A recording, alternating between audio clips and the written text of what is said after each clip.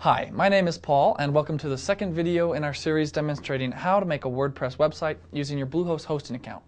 If you'll remember, I'm showing you how to make this exact website, click by click. So, what's the first step? Well, we need to install WordPress on our Bluehost hosting account. This is kind of like installing a program on your computer, but instead of a program, we're installing WordPress, and instead of your home computer, we're installing it on the servers here at Bluehost headquarters. So, let's get started by going to bluehost.com. So after we go to bluehost.com, we're going to go to the top right where it says Control Panel Login. Click on that.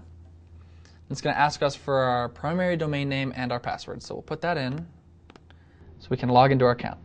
So once we've logged into our account, you'll be on your control panel, or cPanel for short. Now there's a lot of tools on here, and they're all great. We're not going into them right now. All we need is simple scripts. Let's scroll down a little bit and click on that.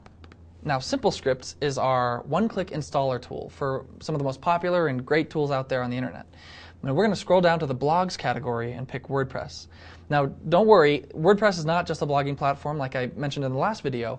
It's actually a full-blown content management system. We just put it there since a lot of people still kind of think of WordPress as a blogging platform and it makes it easier to find. So once you've clicked it, it's going to ask you to install it. We're going to click Install, the green button there.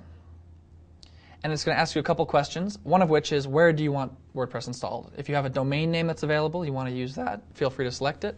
And then once you indicate that you've read the terms and agreements, click Complete. Okay, so that's it. Now it's installing. It just takes a couple of seconds.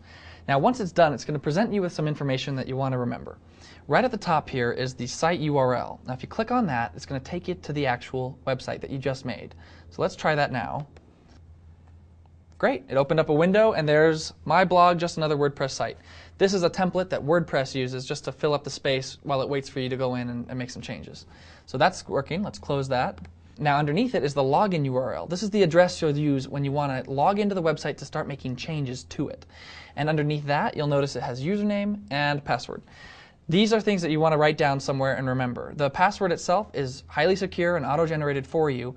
You can always change it later and I'll show you how to do that. But if you just want to stick with this password, you can kind of rest assured it's going to be safe.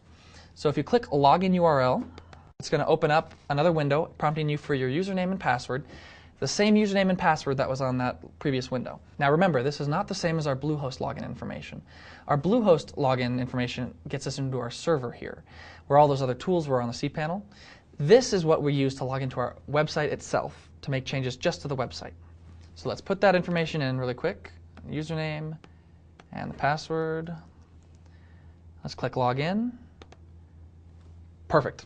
This is the dashboard. This means that we were successful in installing WordPress. This is where we're going to go to make all the changes to make our website.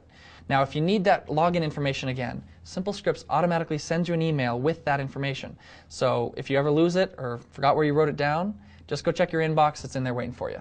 Now, in the next video, we're going to go through more of the tools involved with actually creating your website. But for our first step, we're all installed and good to go.